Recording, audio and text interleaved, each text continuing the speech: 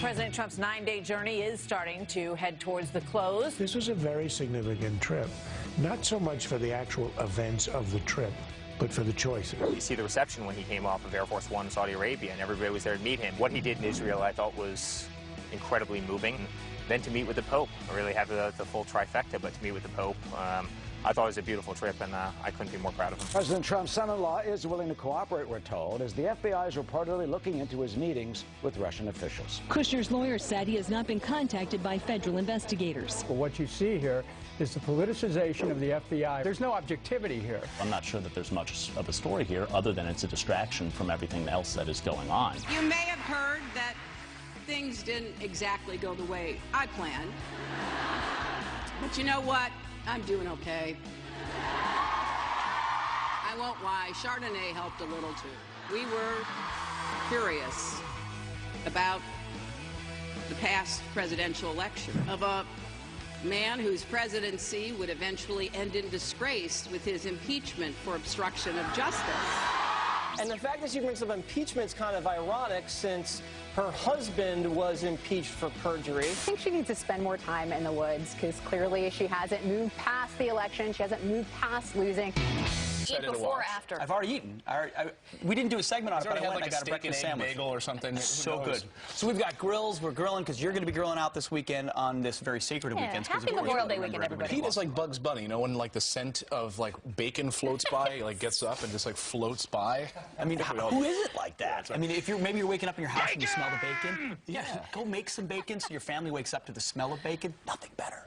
We will ask you to send in your proud American photos on this holiday weekend, and Bob sent in this picture of him and his son while they were deployed in Iraq in 2007. Wow, they were there. That's incredible. That is incredible. And Sandra sends us this picture of her family reuniting after her husband returned from Afghanistan back in 2015. Beautiful family. Cool. Yeah, very much so. And Janet sends us this picture of her granddaughter, Marilyn Mercy, whose grandfather greets everyone with, "Isn't it great to be an American?" Love that. So make sure you keep sending us your photos at Proud American, our Instagram, our new Instagram account. Send us your photos all morning long. We will, of course, show them on the show. Yeah, unofficial start of summer. All right, we want to bring in Corey Lewandowski this morning, the former campaign manager for Donald Trump, back with us on this weekend show. Nice to see you this morning, sir. Hey, Corey. Good morning and happy Memorial Day weekend, and thank you, veterans, for everything you've done to save our country. Well said, well said. And the president speaking this morning to some of our troops as well overseas as he's wrapping up that big swing through the Middle East. And by all accounts, both the left and the right, a pretty successful trip. But you wouldn't know that if you watched the mainstream media. Here is a take of what the mainstream media had to say about his presidential trip. Take a look. The entire world's watching, and of course, most importantly, Vladimir Putin's watching. It seemed like yesterday was his love note to Vladimir Putin. It really did. The fact that our president does not respect those allies actually shows more warmth to Putin and his cronies, more warmth to the Saudis, where, of course, the 9/11 terrorists came from. That's really disturbing. There's only one explanation for all of this.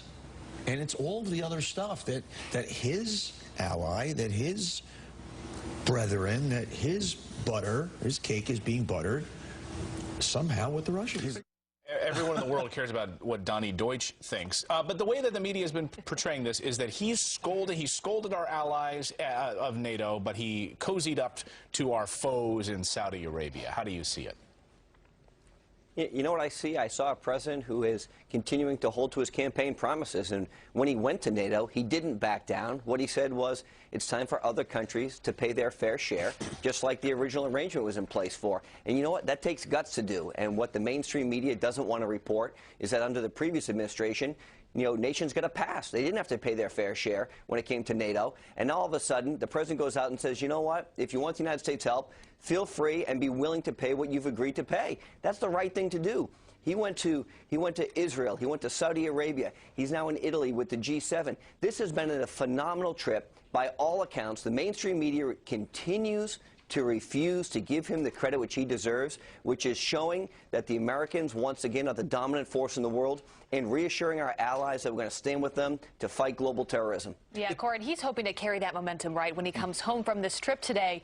And look, he's still figuring out how to deal with the swamp that is Washington, D.C., dealing with the media, dealing with members of Congress, lobbyists, you name it, but also dealing with your own staff. And there are reports this morning, once again, that there's going to be another big shakeup in his administration. You've been talked about as maybe coming on board to help him again. What do you say? Is that the move forward? Is that how we can keep this momentum going, getting exactly the right people around you?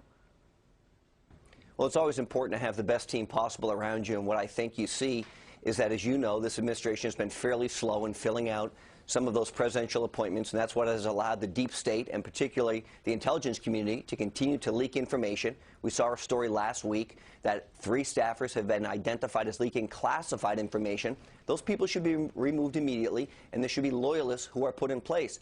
I think in order for this president to be successful, you have to grow the team around him. And that means bringing additional people in, bringing those people in who are part of the campaign and who have had long-standing personal relationships with the president so that they are moving his agenda forward. And the only way to do that is by ridding yourself of the holdovers from the previous administration who will do everything they can to destroy your presidency. Corey, speaking of loyalists, would that include you? Do you have plans or is it in the works for you to go back to the White House?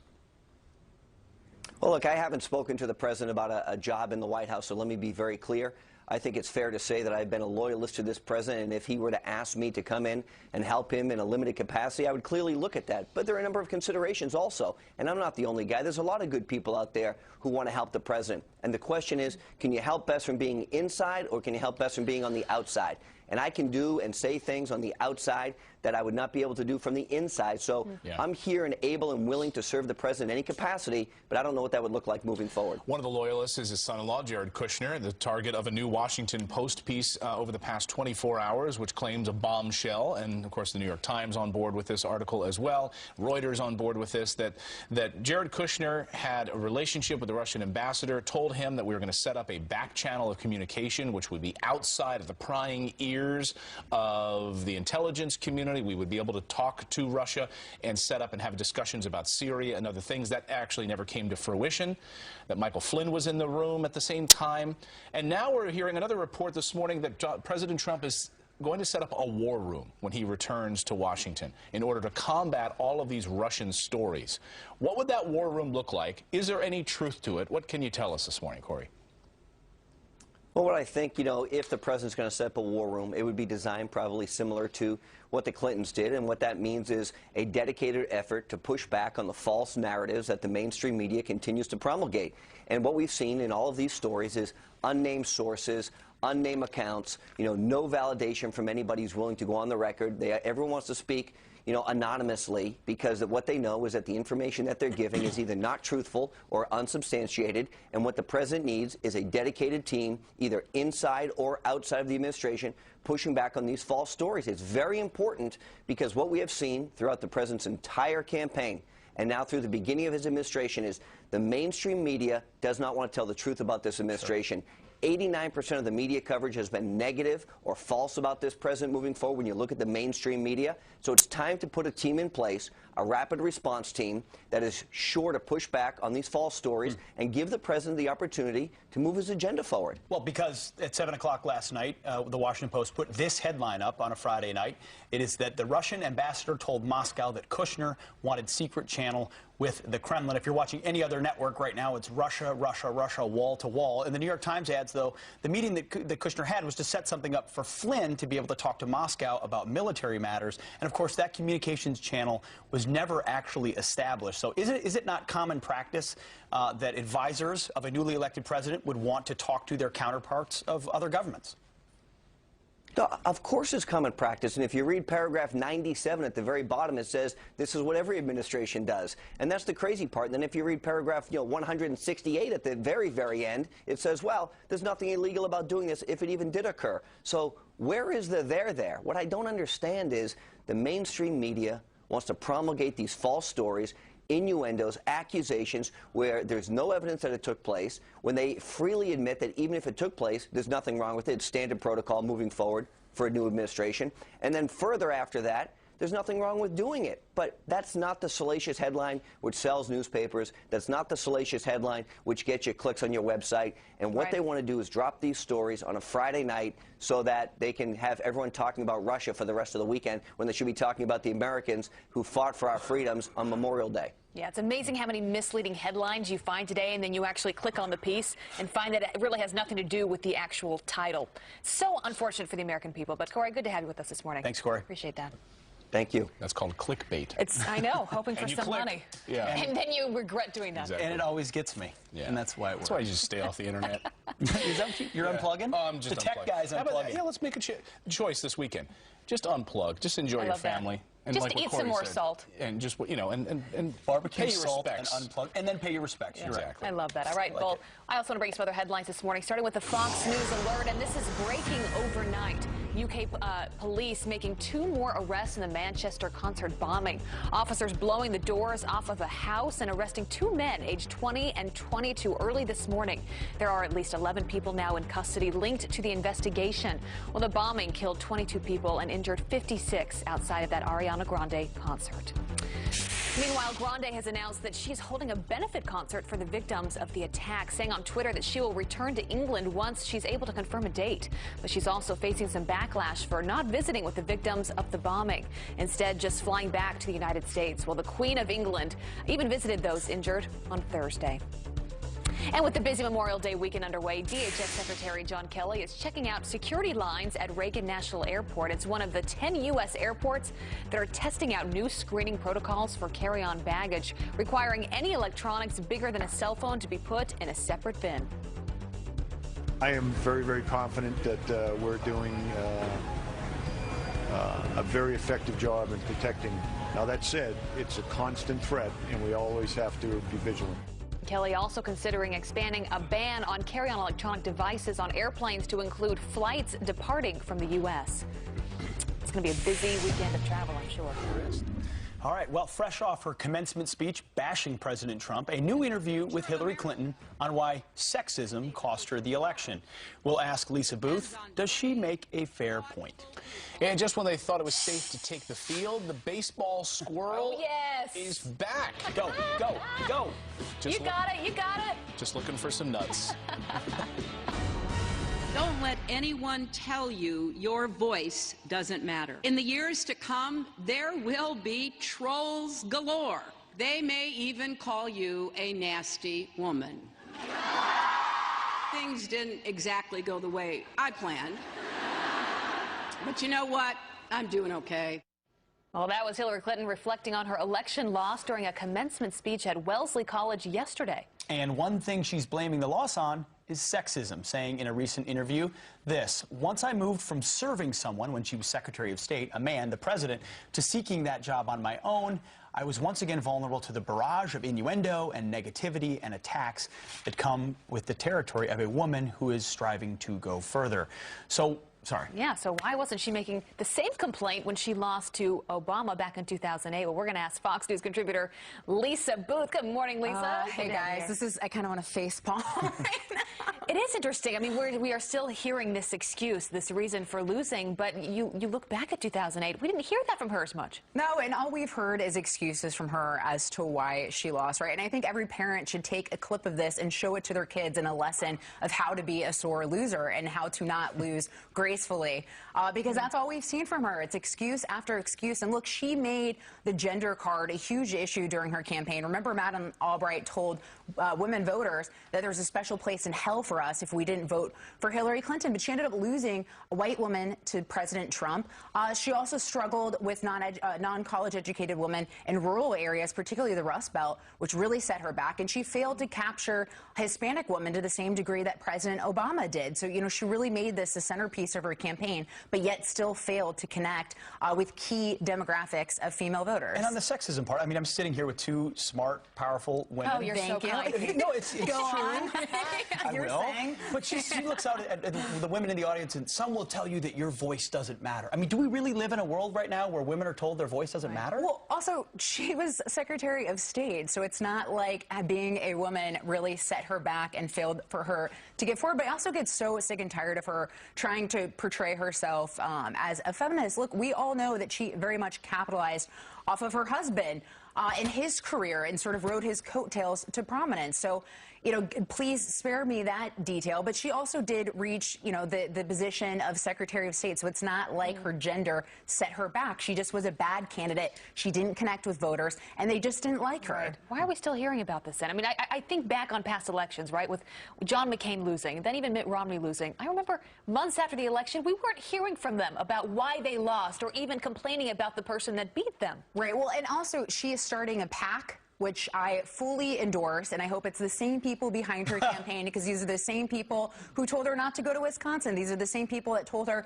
to spend more money pursuing one electoral college vote in Omaha, Nebraska in the final weeks than she did on TV in Wisconsin and Michigan combined, which would have brought her 26 electoral college votes. So please start this PAC, Hillary Clinton. I hope you encourage these candidates. I hope you choose which ones to invest in, because that's just going to go splendidly. They may use that quote for their fundraising. You know, but I mean, your point is well taken. In Wisconsin, I mean, she complained about voter suppression. We're going to have Governor Walker on later. We'll ask you him didn't about that. visit Wisconsin. I know. It's like I don't know what to say. I about mean, that. it's common sense 101. Like, come on. Even Lisa Booth can say that at 7:19 in the morning. Both of your voices heard. Yeah, which probably would have been much more eloquent at 10:10 in the morning. Yeah, no, it's great to have you, We do what we can. Thanks, guys. Always great to see you. All right, President Trump wrapping up his first overseas trip, and the media grades it with a big fat F. But what about someone more qualified, like, say, Donald Rumsfeld, the former defense secretary? Here, next. And these players thought it was long gone, but they were wrong. The baseball squirrel is back. And welcome back. Time now for your news by the numbers. Memorial Day weekend edition. First up, 39 million. That's how many people are expected to hit the road this weekend, which means I will not be, making it the busiest travel weekend since 2005. AAA predicts that nearly 90% of travelers will go by car. Next up, 75%. That's how many Americans plan to barbecue over the holiday weekend. The only holiday where more Americans light up the grill, July 4th, of course. And finally, 818. That's your number. And that's how many hot dogs are consumed every second from Memorial Day to Labor Day. That's 7 billion francs in total. Abby?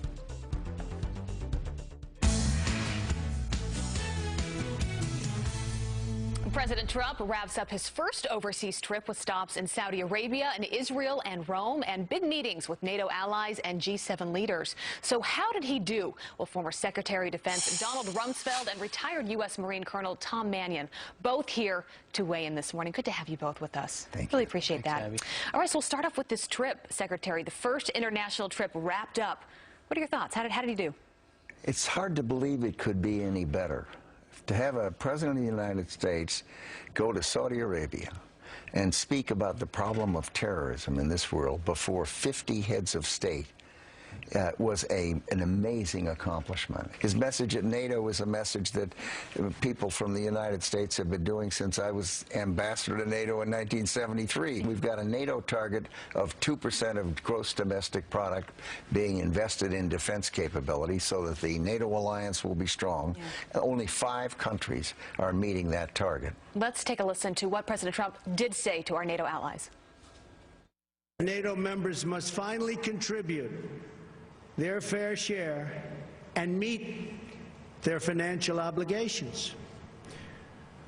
But 23 of the 28 member nations are still not paying what they should be paying and what they are supposed to be paying for their defense. I mean, he's saying we've got to stand up for ourselves. We need our allies to do more. He looks around the world and he sees those nations not stepping up, not investing the way they should in their own defense capabilities so that the alliance is strong. And I think the president's message is exactly the right one. One of the biggest problems, though, are these leaks, right? These leaks said many of them are coming from within the White House. What does the president do about that? It's the hardest thing in the world, because if you create an environment where you spend all your time trying to find the leaks, it's very difficult. But I think as the administration gets more people and they get together and start moving on important projects, there'll be less of that. Yeah. All right, let's get to why you are both here today, because it is Memorial Weekend, and you have an app that's out, a Winston Churchill app, and the proceeds are going to some pretty incredible causes, one that this man is part of. Tell us about it. Indeed. Well, it's an interesting thing. Winston Churchill played a game of solitaire. He taught a friend of mine who taught it to me 30 years later, and we finally put it on computers so people can actually download it, Churchill Solitaire, and play the game. It's complicated, it's strategic, it's challenging, and all of the proceeds go to military charities. So we've had a lot of fun doing it, and one of the important charities is the Travis Manion Foundation. Exactly. Which, just briefly tell us about, because it's for your son. It really is an incredible story. Well, we lost Travis in April of 2007 in Fallujah, and my wife set up a foundation at that point. And early on, when she set it up, she said she wanted to be there for our veterans, for our families of the fallen, and the third part of that was to help create the next generation of leaders. And with that, we set up a Character Does Matter program. There's your son right there in that photo. Yeah. And, you know, the effort now is we've got our veterans and our families of the fallen going out and talking about their heroes and trying to inspire the communities in which they live to live a life of service. Yeah, that's a message that we all need to hear, especially right now. I am in the hands of two great men of service. Thank you both for being here. Secretary Rumsfeld, Colonel Manion, really wonderful having you, especially on this weekend. Appreciate that. Thank you. And good luck with everything. Thanks, Abby. And to a Fox News alert, he murdered 22 people this week in Manchester. Now we are learning the bomber may have paid for it with his student loans. Plus, it is the world's only Navy SEAL obstacle course, and we have got it on our plaza this morning. We are putting the Navy to the test. And our own Pete Hexa. Welcome back. We're back with a Fox News alert. Raids underway in Manchester, England this morning in connection to the concert bombing that killed 22 people. British police are evacuating people around a house being searched in connection to that terror attack. Yeah, this happening moments ago. Police are searching a number of houses and have 11 people in custody, including 2 arrests this morning. The raid's coming as the UK Prime Minister lowers Britain's terror level from critical to severe. So, is there much different than critical to severe? It's still tensions on high there, of course. Well, you think about how many lives were lost and how many people were injured in that attack. It doesn't just come from one person, right? There was planning, there was serious planning involved in this, and you got to get to the bottom of it, because we had Ryan Murrow on earlier, and he talked about how these networks develop, and you can defeat this enemy because it isn't just lone wolves reading the internet and then going to blow something up. They've got support, ideological support, logistical support, and places where they get their funding, and you wouldn't know it. Well, this is amazing. So we're learning a lot more now about the Manchester suicide bomber, and according to the Daily Mail this morning, we're learning now that he actually used and benefited, according to the newspaper reports, he used his own student loan funding in order to build and get the materials in order to build the bomb. This is coming from the Telegraph, who's reporting that. Telegraph. But that, I mean, that's really something. Yeah, they said £7,000 in the 2016 academic year alone. So this is a guy who didn't have a job, wasn't going to school, but was getting student loans. So apparently this is a tactic that's been used by other jihadists in Europe. Apply for the student loans. Say you're a student. Get the cash from the government. And then use it to fly to Libya back and forth, because otherwise he wouldn't have the money to do so. This is how he funded his terror plot, and probably a technique and a tactic others used, and a way that you can start to track down some of these terrorists. We also learned that he called his brother about 15 minutes before the attack. Yeah. And tracking his information, his cell phone information, and be able to see who he was talking to right before the attack. This is why the family is so important. I mean, ultimately, somebody knows something. And it's getting, you know, what President Trump said is right in Saudi Arabia: drive them out, drive them out. You've got to have family members and community members willing to call out folks when they descend into even more radical perspectives. Well, I think it's also important to think on this holiday weekend when we're around the barbecue and we're with our families that there are people who are working tirelessly around the clock who know things that we never know. DHS Chief John Kelly said this. He was on Fox Friends the other day, and he said, you know, if you knew what I knew, you'd never leave the house because of the stuff that he's privy to. Take a listen. It can happen almost here anytime. I was telling Steve on the way in here, if he knew what I know about terrorism, he'd never leave the house in the morning. Yeah. But the good news is, again, we're the finest men and women in uniform, out of uniform, police officers, local law enforcement, New York City cops protecting us. That, you know, that's a message that I think we need to hear today. It is so important because, you know, we can sit here and live in fear, but you think about how many attacks have probably been stopped before actually happening, even since 9/11. I mean, we are clearly surrounded by incredible people that are out, as you said, Clayton, working their hearts out to make sure this doesn't happen. A lot of lives have probably been saved because of them. Probably, definitely have been saved. I mean, there's ongoing investigations into ISIS collaboration in all 50 states in the United States. My home city of Minnesota has had serious problems with this. Take the Mall of America, which is a big target. Yeah. They've got plainclothes, clothed officers. I mean, they're doing more than we ever know. And on this Memorial Day weekend, it's a great reminder. And they're People heroes. are working so we can not work. Yeah, they're heroes because we never know about it. Yeah. That's Amazing exactly right. stuff. Thank All you guys for what you do. Thank you very much. Well, we want to turn now to some other headlines, starting with the Fox News alert. 2 people are dead and another hurt after a man goes on a stabbing spree at an Oregon train station. A man reportedly yelling at 2 Muslim women before attacking 3 other passengers who tried to intervene. Well, those women leaving the scene before police arrived. The attacker is in custody, but as described as acting erratic. And a judge appointed by President Obama dismissing a lawsuit against Hillary Clinton over the deaths of 2 Americans in Benghazi. Parents of Officer Sean Smith and CIA operative Tyrone Woods filing the wrongful death suit, saying that Clinton's private email server led to the terrorist attack. When I saw Hillary Clinton at Sean's coffin ceremony just days later, she looked me squarely in the eye and told me a video was responsible. I blame Hillary Clinton personally for the death of my son. That's personally. Well, the judge ruling Clinton's use of her private email was within the scope of her employment. 4 Americans died on that day. And an eerie ghost ship washing up along the Florida coast. Beachgoers along St. Andrews State Park surprised to see the massive barge, sparking rumors that it may be haunted. But the Coast Guard says the ship was used to haul scrap metal and broke loose from a tugboat during a violent storm last week. Well, the ship is empty and officials are now in the process of removing it. Still a creepy looking ship. And a squirrel taking center stage at the Cleveland Indians game as it takes off running through the outfield. The faster the critter ran, the louder the fans cheered. What is it about a squirrel on a baseball field that gets everybody so excited? I mean, if a squirrel runs through your backyard in the middle of the afternoon, nobody cares. I love this. That is a great point. Well, the squirrel causing a short delay in the game against the Twins. It was just 2 weeks ago another squirrel took over the infield, also causing a major delay. It's like what the famous bank robber said, you go where the money is, right? There's all the peanuts, right? There's all the nuts. That's what he's at a trying to get. baseball game, of course, Rick. You go where the food is. Maybe people are just bringing their pet squirrels. Right, like, here. Here, Sammy. Take it away, Rick. Sammy, go stretch your legs. Hey, guys, we have some big storms today across the central part of the country, tornadoes included. We're going to watch this in its go throughout the overnight hours. Take a look at the map, show you what I'm talking about here. This is the bullseye. Anywhere you see the yellow, we're going to see some really strong winds and some hail. But I think the biggest threat for tornadoes today is going to be right there across that red, and then we see that hashed area from Tulsa up towards Joplin around Springfield.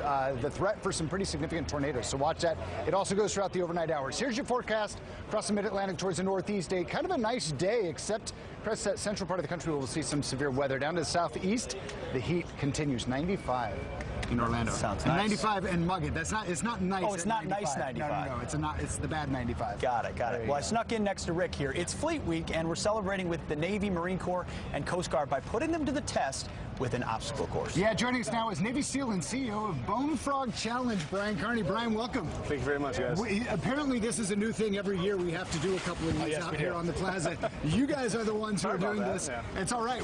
Pete's happy about it. I am excited. It is. So it's Fleet Week, and you guys have brought this here. It's a great event that you guys have. Tell us about it. Yeah, it's the HESCO Bone Frog. HESCO's our sponsor. It's the only Navy SEAL obstacle course race in the country. We've been doing races for 5 years now, and we have races all over the country, but our next one's June 17th right here in Jersey. So if you ever wanted to find out what it's like to be a Navy SEAL, this really is your one and only chance. So where did you come up with this idea? And you were in the Navy SEALs from what? Yeah, from 2000 to 2013. So you got out in 2013, and where did this idea come from? Well, I was obviously a SEAL, and at the time, all these other obstacle course races were getting really big. I seeing then who's doing these races, and they're CEOs of their businessmen. I said, well, I'm a Navy SEAL. There's no, they're all put on military-style obstacle courses. I have a real niche here. If I put on a Navy SEAL course, I think I could really bring something to the sport. That's exactly what we did. Listen, somebody like me, I think I probably could never hack it as a Navy SEAL. Could I do one of these? Like, how long is it? No, absolutely. How many obstacles are in it? No, I mean, it's extremely grueling, but we have 3 different race distances for all fitness levels. We have a sprint, 3 mile, challenge 8 mile. That's really our bread and butter. And then the tier 1's our most extreme one there is. So it's really meant to open up to everybody. So you can't be determined. Tier 4 today or something. Give us some tips, though. So, Rick, you're going to be doing it, I think? You will see. Maybe. I think we just roped him into it. I'm going to be doing it at 9. I mean, what am I? I'm just a simple soldier, not a Navy SEAL. No, I mean, A, you can get help on any of the obstacles, so that makes it simple. But no, I mean, it really is functional fitness obstacles. There's you see we don't have water slides out here. We don't have color in your face or anything. These are military Navy SEAL style obstacles. Cool. Exactly. But you did bring some mud for us. We did, just a little bit. All right, we're out here all morning. Brian Kearney, thanks so much for bringing us here. Appreciate it, guys. And Pete's going to get suited up. Send back you inside. It's actually mulch. No. Thanks, Rick. All right, well, as we remember the heroes who gave their lives this weekend, one parade will honor a terror group leader behind dozens of bombings. Our next guest, a former NYPD detective, lost vision, broke his hip in one blast, and he's got a message for the parade's organizers. That's next. Plus, Hillary Clinton compares President Trump to Richard Nixon during her commencement speech. Man whose presidency would eventually end in disgrace with his impeachment for obstruction of justice. But remember when her husband was actually impeached? She got her history wrong.